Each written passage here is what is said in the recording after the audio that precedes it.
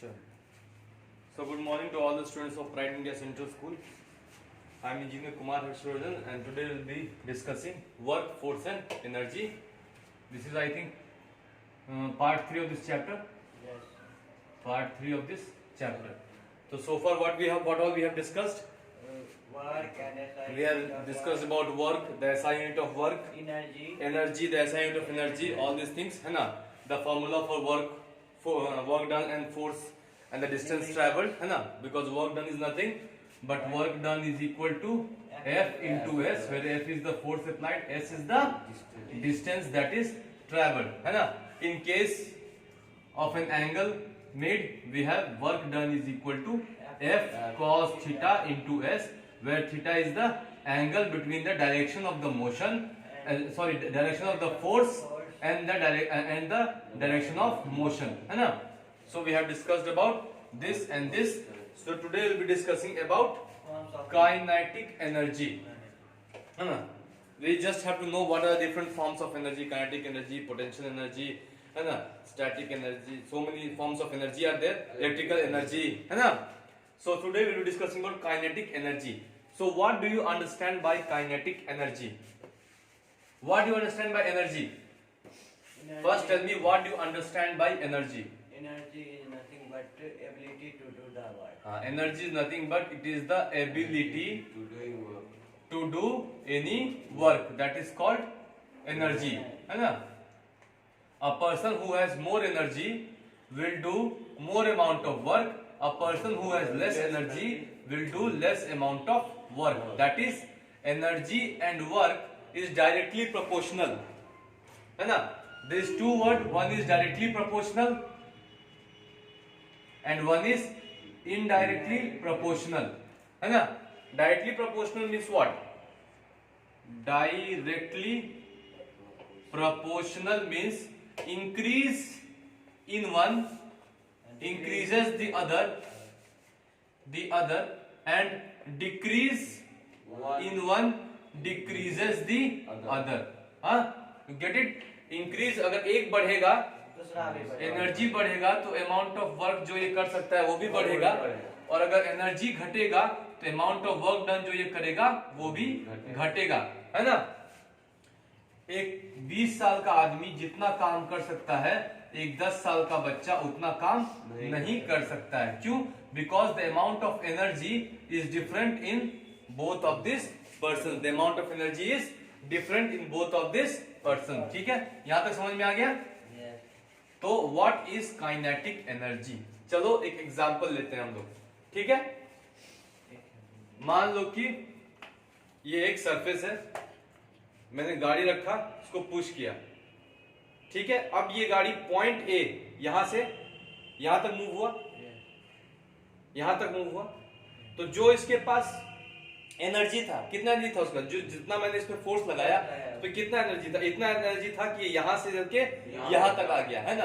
तो जो एनर्जी, ये जो एनर्जी है इसके पास पॉइंट ए से पॉइंट बी तक जाने में जितना एनर्जी है इसके पास, इसी को हम बोलते हैं काइनेटिक एनर्जी, है ना? समझा?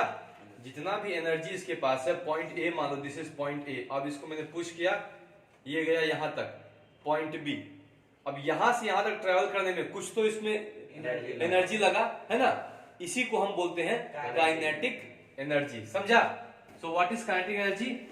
Energy possessed bye a body in motion. Movement हुआ ना इसमें? मूवमेंट हुआ ना? Energy possessed bye a body in motion. Motion है ना इसमें? Energy possessed bye a body in motion. हुआ ना? समझ में आ रहा है ना? इसी को हम बोलते हैं kinetic energy. Energy possessed bye अ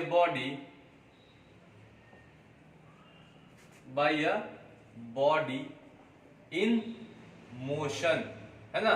जब भी किसी भी बॉडी में मोशन होता है और उसके कारण जो उसमें एनर्जी होता है, उसी को हम क्या बोलते हैं? We call it as kinetic energy. दूसरा एग्जांपल लेते हैं. Suppose this is a pitch, cricket pitch. कितना यार्ड्स का होता है? 22 यार्ड्स का होता है। यहां पे स्टंप्स लगे हुए हैं 3। एक बॉलर आता है, he throws a ball from here, ठीक है। बॉल आया, यहां पे टप्पा खाया, उछल के स्टंप्स पे लगा, स्टंप्स इधर गिर गया, तीनों स्टंप्स अलग अलग दिशा में गिर गए, है ना। अब ये जो इसमें मोशन के कारण जो इसमें एनर्जी है उसको क्या बोलते हैं? Kinetic energy. इसी को हम बोलते हैं काइनेटिक एनर्जी, जिसके कारण जो है ये स्टंप्स को हिट करता है और जो ये एनर्जी पोजेस होता है वो यहाँ रिलीज करता है स्टंप्स पे, और फिर स्टंप्स जो है उखड़ जाता है वहां से, है ना। समझ में आ रहा है? दूसरा एग्जांपल मान लो, इलेक्ट्रिसिटी जनरेट होता है, कोई देखा है डैम? डैम को कोई देखा है? डैम नहीं देखा। डैम में क्या होता है, एक बहुत बड़ा रिजर्वायर होता है जहां पे कि यहाँ पे वाटर स्टोर होता है ना। झारखंड में जाओगे तो बहुत सारा डैम है, गरगा डैम, माइथन डैम, समझा। रांची में भी डैम है, बोकारो में है, फिर तुमको धनबाद में डैम है। तो यहाँ क्या होता है, वाटर स्टोर होता है यहाँ पे, ठीक है। अब वाटर जब इस डैम पे स्टोर होता है और यहाँ पे नीचे में क्या है, ये एक टरबाइन लगा हुआ है, ठीक है। ये मोटर है, this is the motor, this is the reservoir, है ना, वाटर रिजर्वायर। ये वाटर रिजर्वायर है, ये मोटर है। यहां से इसमें क्या है, ये इसका प्रोपेलर लगा हुआ है जो मूव करेगा, ये प्रोपेलर लगा हुआ है ना। और फिर इससे क्या है, ये हाउस में जाके, इन हाउस में जाके इलेक्ट्रिसिटी जनरेट करेगा, है ना। ये टरबाइन घूमेगा, ये मोटर को रन करेगा, उससे फिर इलेक्ट्रिसिटी जनरेट। इसमें क्या होता है, पानी पूरा भरा होता है यहाँ रिजर्वायर पे, पूरा प्रेशर। अब ये पानी को प्रेशर से इस पे गिराते हैं। प्रेशर से इस पे गिराने के बाद क्या होता है, ये टरबाइन क्या करना पड़ता है, घूमना चालू करता है ना। ये टरबाइन क्या करता है, घूमना चालू कर देता है। तो ये जो इसमें एनर्जी है, इसको क्या बोलेंगे हम, kinetic energy. Energy possessed by the moving water. पानी गिर रहा है यहां से, तो energy possessed by the moving water is termed as kinetic energy. कोई दिक्कत यहां तक? बोलो, समझ गया काइनेटिक एनर्जी क्या होता है? The energy possessed by any of the body in motion, है ना। कोई भी बॉडी जो मोशन में हो, अगर उसमें एनर्जी है, अगर वो मोशन में है तो उसमें एनर्जी है, उसको हम क्या बोलेंगे, काइनेटिक एनर्जी। सिंपल वर्ड्स में हम बोल सकते हैं a body which has any speed और वेलोसिटी possesses kinetic energy।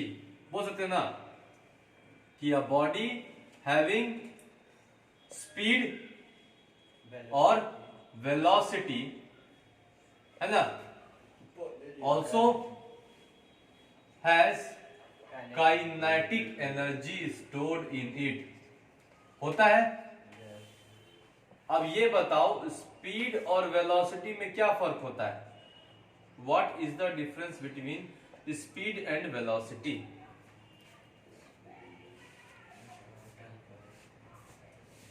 तुम लोग घर में पढ़ता नहीं, सिर्फ बोलेगा स्कूल में पढ़ाई नहीं होता है, ये नहीं होता है, बताते नहीं है, सब बहाना है।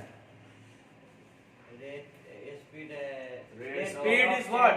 Distance traveled divided by time taken. What is velocity? Distance traveled in a particular direction divided by the time taken। यही फर्क है। इसमें distance travel in any direction divided by the time taken, इसमें distance in a particular direction. Therefore speed is a scalar quantity, it has only magnitude but no direction। Speed is a scalar quantity, is only magnitude but no direction, whereas this is a vector quantity because it has direction, है ना, along with magnitude it has direction, therefore velocity is a vector quantity। यही फर्क है speed और velocity में। Acceleration क्या होता है? Rate in change in velocity। Initial velocity minus final velocity minus the initial velocity divided by the time taken, होगा कि नहीं? सब मोशन में पढ़ा है, कुछ नहीं याद, पढ़ता ही नहीं है, खाली बहाना मारेगा। पढ़ेबे नहीं करे छै ई जन छै, है ना, है कि नहीं? तो समझ गया ना, काइनेटिक एनर्जी मतलब simple, it is the energy which contains when the body is in motion.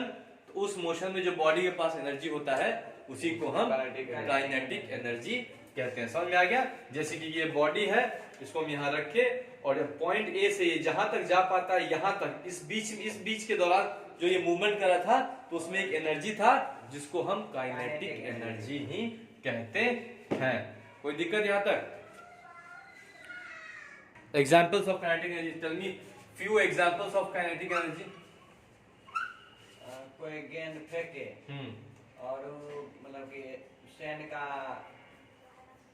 Heap of sand है, उस पर जब प्रेशर पड़ेगा तो फैल जाएगा सैंड, तो वहाँ काइनेटिक एनर्जी। और रनर के पास हुआ काइनेटिक एनर्जी, यस बॉल, हाँ एटलीस्ट दौड़ता है ना, उसेन बोल्ट दुनिया का सबसे फास्टेस्ट रनर है, पता है ना, Usain bolt is the fastest runner in this world, उससे तेज कोई नहीं दौड़ता उसेन बोल्ट से।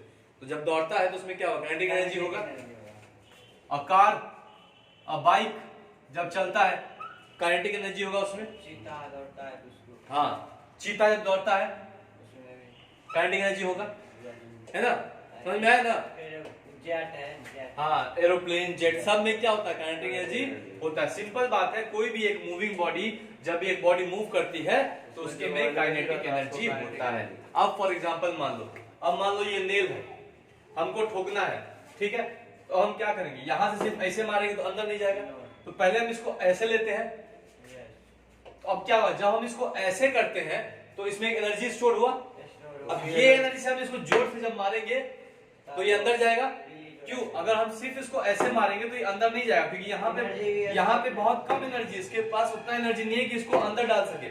लेकिन जब हम इसको ऐसे खींचे इसको वापस पीछे, तो अब इसमें एक एनर्जी स्टोर हुआ और वापस यही एनर्जी क्या होता है? यहाँ पे जाके रिलीज होता है। समझ में आ रहा है ना?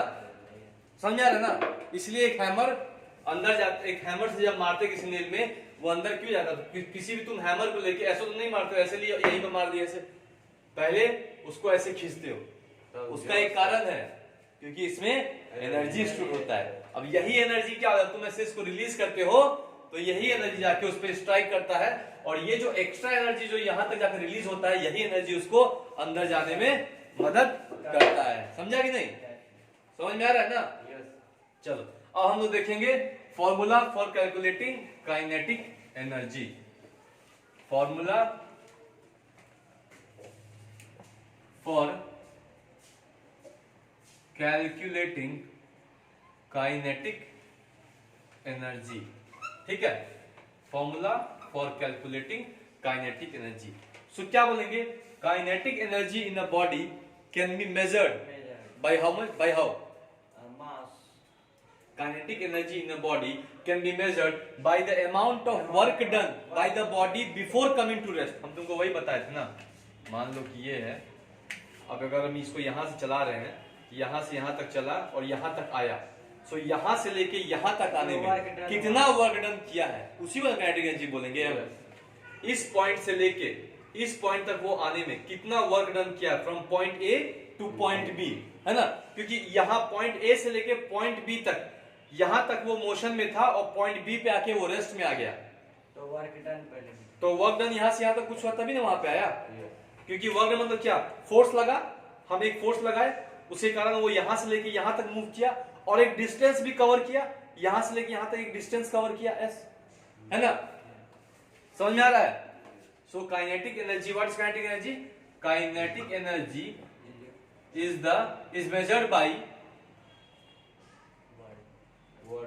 is measured by the amount of, छोटा लिख दिए MT, ठीक है, the amount of work done by a moving body before coming to rest, before coming to rest। For example अगर एक कार है, पॉइंट ए से वो मूव किया और मूव करते करते यहां पे आके वो रुका पॉइंट बी पे, तो ये डिस्टेंस एस कवर किया, एक फोर्स से 1 न्यूटन का लगा, ये डिस्टेंस है तुम्हारा एस कवर किया, फोर्स 1 न्यूटन का लगा, से डिस्टेंस मान लो s is equal to 5 metres cover किया, तो क्या हो गया, इसी को हम बोलते हैं work done, F into S. F into S, इसी को ना बोलते हैं वर्क डन, है ना। तो काइनेटिक एनर्जी क्या हो गया, kinetic energy is measured by the amount of work done by a moving body before coming to rest. मतलब यहां रुकने से पहले तक जितना उसने जितना भी काम किया है उसी को हम काइनेटिक एनर्जी बोलेंगे, क्योंकि उतना एनर्जी उसमें उसके अंदर स्टोर था, इसलिए वो पॉइंट ए से पॉइंट बी तक पहुंच पाया, समझा। तो हम ये भी कह सकते हैं since work done is equal to F into S and kinetic energy is measured by the amount of work done, so work done can also be equal to kinetic energy because kinetic energy is measured by the amount of work done, है ना। इसका मतलब है if work done is F into S then kinetic energy also will be equal to F into S, वही ना हुआ, work done is F into S, kinetic energy is nothing but the amount of work done, तो kinetic energy is also equal to F into S, therefore work done is equal to kinetic energy। ये हो सकता है, हो सकता है कि नहीं हो सकता है। चलो अब एक फिगर से हम पहचानते हैं कैसे इसको करेंगे। अब मान लो एक बॉडी है, ठीक है, पॉइंट ए, इसका इनिशियल वेलोसिटी है स्मॉल v, ठीक है, mass of the body is m, ठीक है। अब क्या हुआ, यहां से ये बॉडी मूव करना शुरू हुआ और बॉडी मूव करके ये पॉइंट बी पे आया, ठीक है, जहां इसका final velocity F is nothing but final velocity हुआ बिग V, ठीक है। Let us take initial velocity as small v, final velocity as big V। यहां पे आगे क्या हो गया, ये बॉडी जो है स्टॉप हो गया, comes to rest, point B पे आके बॉडी रेस्ट पे आ गया, ठीक है, समझ में आ रहा है। यहां पे क्या होगा, चूंकि ये बॉडी यहां से यहां रोल हो रहा है और यहां पे एयर है, यहां पे हवा है, तो एक रेजिस्टेंस होगा, यहां से एक फोर्स ऑफ रेजिस्टेंस होगा जो इसको रेसिस्ट करेगा, है ना, जो उसको जाने से रोकेगा, है ना, क्योंकि यहां पे क्या है, एयर एक मीडियम है, ठीक है। अब इसमें क्या होगा हम देखते हैं, इसको पहले लिख लो। तो इसका मतलब हुआ कि when the body starts from point A and finally when the body reaches to point B, its whole kinetic energy is over exhausted, है ना। तो initially the body possessed a kinetic energy, some kinetic energy, and finally when it reaches to point B, the kinetic energy becomes what? यहां से यहां तक आने में kinetic energy क्या हो गया इसका हो जाएगा, पॉइंट ए में सपोज कुछ इसका काइनेटिक एनर्जी था, है ना, पॉइंट ए में it has some kinetic energy, now when it reach to point B what will be its kinetic energy, तो एट रेस्ट हो गया, तो काइनेटिक एनर्जी बिकम्स जीरो, है ना। जब तक ये मोशन में था तब तक उसमें कुछ काइनेटिक एनर्जी था, लेकिन जैसे ये रेस्ट में आया, इसका मतलब क्या, इसके अंदर सारा जो काइनेटिक एनर्जी वो खत्म हो गया, because what is kinetic energy, kinetic is nothing but the energy possessed bye a body in motion. Motion में रहेगा, जब तक मोशन में है तब तक काइनेटिक एनर्जी है, जैसे वो रुक गया काइनेटिक एनर्जी उसमें जीरो हो गया, है ना।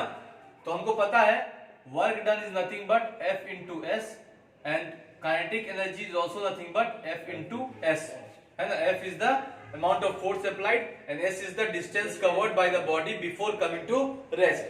Therefore from equation 1 and equation 2 we can say that work done is equal to kinetic energy, कह सकते हैं ना।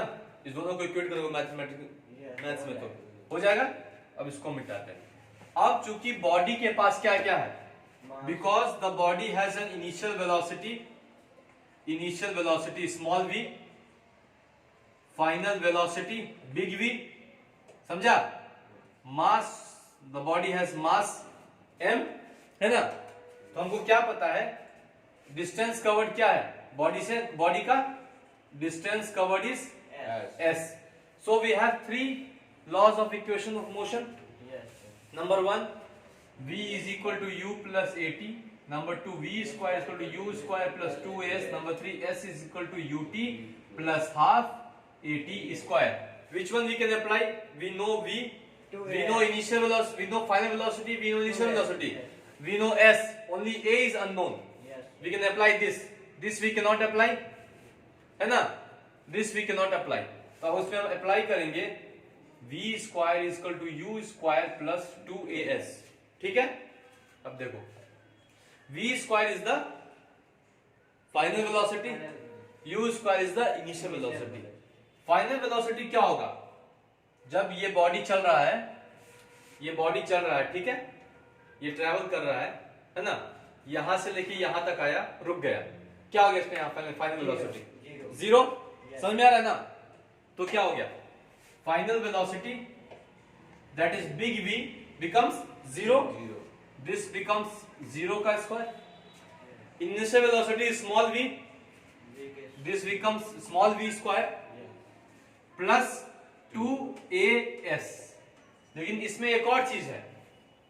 अब ये गाड़ी यहां से चल रहा है, ठीक है, ये यहां से मूव हो रहा है गाड़ी, ठीक है, मूव हो रहा है. पहले इसकी स्पीड थी 5 kilometre per hour, 4 kilometre, 3 kilometre, 2 kilometre, 1 kilometre and 0. इसमें क्या होगा? इसका एक्सेलरेशन क्या हो रहा है? कंटिन्यूअसली घट रहा है, रिटार्ड हो रहा है ना. पहले चला तो 5 पे था, फिर 4 हुआ, फिर 3 हुआ, फिर 2 हुआ, फिर 1 हुआ, फिर ये जाके 0 हो गया. यूनिफॉर्मली इसका एक्सेलरेशन घट रहा है, तो acceleration will be negative, a will be minus, है ना? समझ में आ रहा है? तो 0 square equal to v square plus 2 into minus a into s. This becomes 0 square is equal to v square minus 2as. This we can write it as v square is equal to 2as. Simple mathematics, no rocket science. अरे इसको इधर लेते आइए, इसको उधर लेते हो, क्या फर्क पड़ता है? इसको इधर लाएगा तो minus v square, minus minus cut जाएगा, v square equal to 2as. यहाँ तक कोई दिक्कत? समझ में आया? एक्सेलरेशन नेगेटिव क्यों हुआ?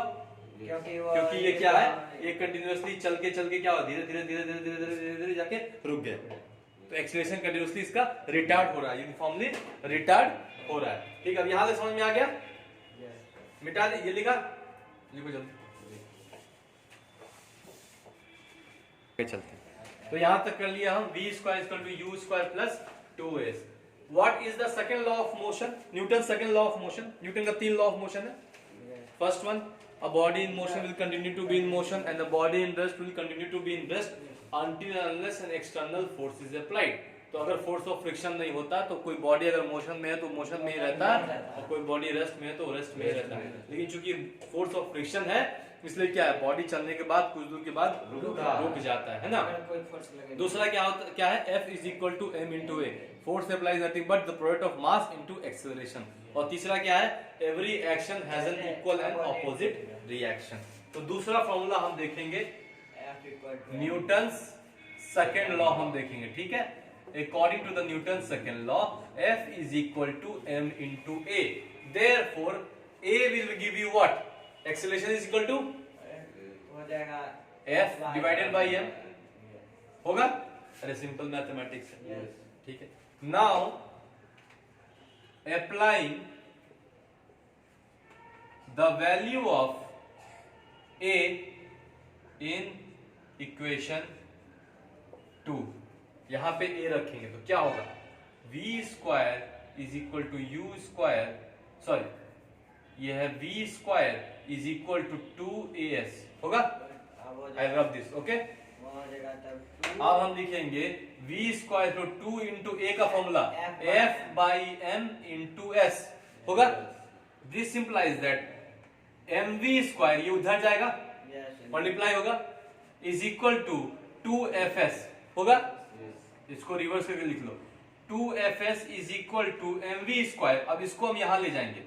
This implies that f into s will give you mv square by 2. F into S is nothing but work done, and work done is nothing but kinetic energy. Yes. This implies that kinetic energy is equal to half mv square. Hence, proved. समझ में आया? कितने समझ में आया? है ना? पता है ना, work done is F into S. Kinetic energy also nothing but the amount of work done. So work done is equal to kinetic energy. So this is nothing but work done. It means that this is nothing but kinetic energy. So this is equal to half mv square. देखो question number 1.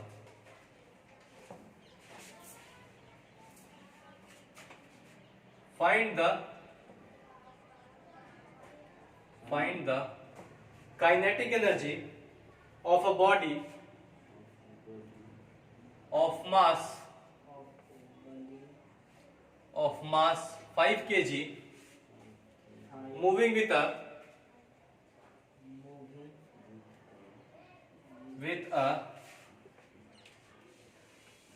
velocity of 2 meter per second. क्या होगा बताओ? इसका आ जाएगा 5 joule. This will be equal to kinetic energy is equal to half mv square, half into 5 into 2. 2 का square होगा. हाँ 2 का स्क्वायर. ठीक है, तो हाफ इंटू 5 इंटू 4, तो 5 4 जा 20 डिवाइडेड बाई 2, 10 जूल्स. जूल्स इसलिए because kinetic energy is nothing but the amount of work done. Work done is joules, so kinetic energy is also equal to joule. समझ में आया? रट्टा नहीं मारना है. क्यों होगा? इसलिए है ना, because kinetic energy is nothing but the amount of work done. SI unit of work done is joule, तो kinetic energy भी कुछ नहीं है, work done ही है, तो kinetic energy भी joule. समझ में आ गया? बनाया सब? जल्दी जल्दी बनाओ, खत्म करो, बच्चा वाला सवाल ये. जल्दी बनाओ. क्वेश्चन लिखा? चलो next will move on to the next question. Question number 2. देखो, two bodies of equal masses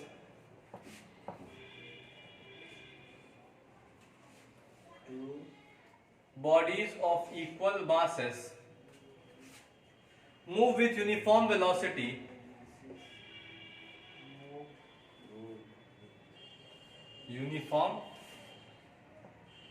velocity दिया है ना, हम इसमें स्पीड भी लिख सकते हैं, कोई फर्क नहीं पड़ेगा. समझा?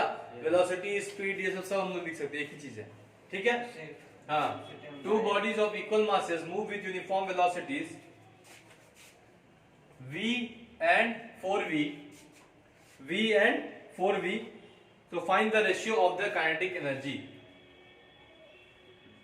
Find the ratio of their kinetic energy. इसका मतलब समझता है क्या? Find the ratio of the kinetic energy मतलब kinetic energy of first body with respect to kinetic energy of second body. हमको ये निकालना है, है ना? रेशियो मतलब वही ना होता है, 1/2 रेशियो हो गया ना, है ना?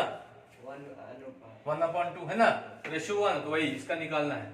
कैसे निकालेंगे? 2 केस लेंगे, पहले लेंगे केस 1, दूसरा लेंगे केस 2. ठीक है. Two bodies of equal masses का रहा है, मास क्या है? इक्वल है. Therefore mass of body 1 is equal to m मान लेते हैं, इक्वल मास है. Therefore mass of body 2 also will be equal to m because both the body has equal masses. अगर सपोज इसका मास 1 kg है तो ये भी मास 1 kg ही होगा. ठीक है. तो to bodies of equal masses move with uniform velocity. Velocity क्या है दोनों का? v and 4v. तो वेलोसिटी इसका बॉडी 1 का क्या है? v. वेलोसिटी बॉडी 2 का क्या है? 4v. Therefore kinetic energy is nothing but half mv square. Half into m is m only mass into v square, mv square divided by 2.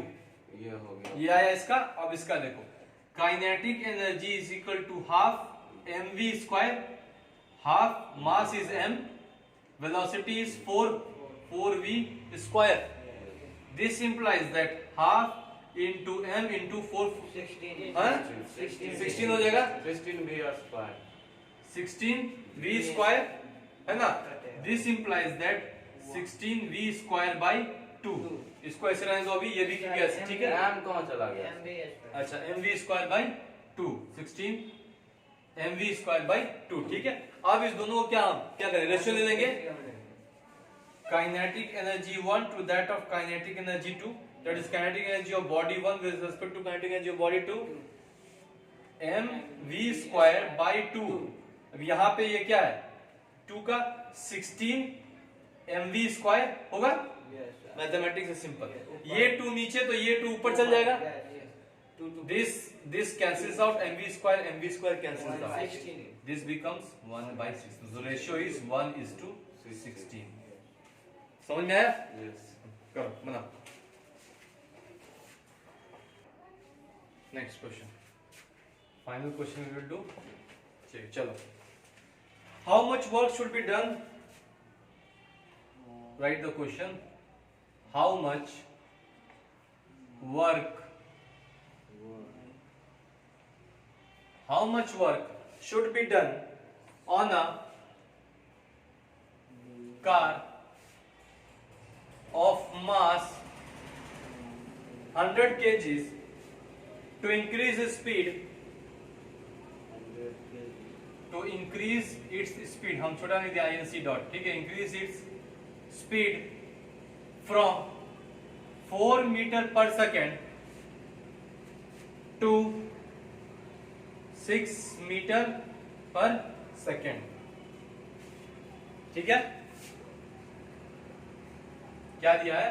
How much work should be done on a car of mass 100 kg to increase its speed from 4 meter per second to 6 meter per second. तो इसमें भी दो case होगा क्योंकि दो अलग speed दिया हुआ है. Yes, sir. लेकिन यहाँ स्पीड बोलो वेलोसिटी बोलो कोई फर्क नहीं पड़ता, एक ही चीज है, इसलिए कंफ्यूज नहीं होना है. स्पीड हो वेलोसिटी हो, ठीक है. अब लिखेंगे हम case 1. How much work should be done? Work done should be what? It means that kinetic energy should be what? Because kinetic is nothing but the amount of work done on a car of mass. Mass of the car is 100 kgs. To increase his speed from इतना, तो पहला speed क्या है उसका? v क्या है पहले? 4 meter per second. Therefore kinetic energy is half mv square. Half into mass is 100 into v square. 4 into 4 होगा? Yes. 2 2s are 4. This becomes 4 2s are 8. 800 joules. First case में आया 800. kinetic energy joule. Case 2. Mass is the same 100 kg. Now velocity changes to 6 meter per second. Kinetic energy is nothing but half mv square. Half into 100 into 6 into 6. 2 3s are 6. 6 3s are 18. So this becomes 1800 joules. Case 2. Now how much work should be done on a car of mass इतना to increase speed from इतना to इतना? अब यहाँ से इतना गया, it means that this minus this. Therefore kinetic energy is nothing but the change in the final minus the initial, है ना? वही होगा ना? Change in the kinetic energy. Work done लिख सकते हो इसको is nothing but the change in the kinetic energy. This implies that 1800 joules minus 800 joules. This implies that 1000 joules is the answer. Do it. समझ में आया? Write the homework questions. Question number 1. How much work should be done? How much work should be done by a bicycle? Bicycle मतलब cycle ही बोल, cycle को ही बोलते bicycle. By a bicycle of mass 30 kgs. 30 kgs to increase its speed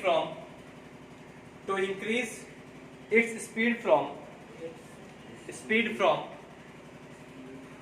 2 meter per second to 8 meter per second. TO2 8 meter per second. 2 meter per second. TO2 8 meter per second.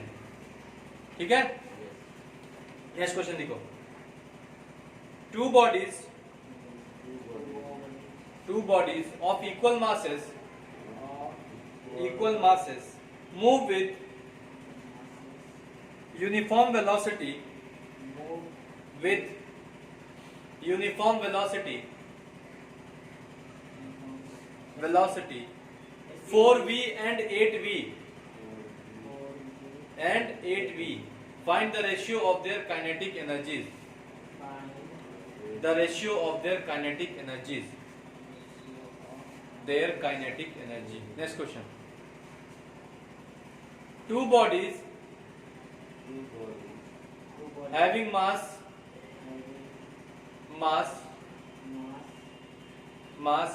40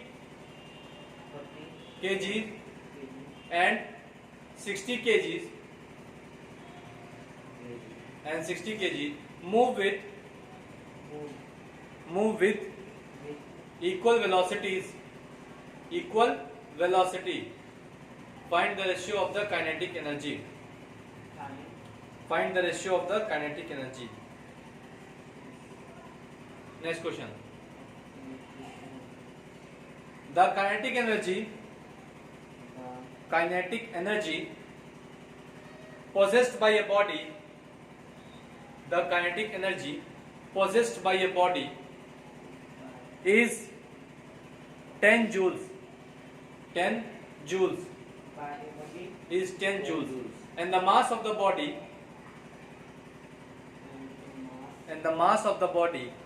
is 200 kgs. Find the velocity of the body.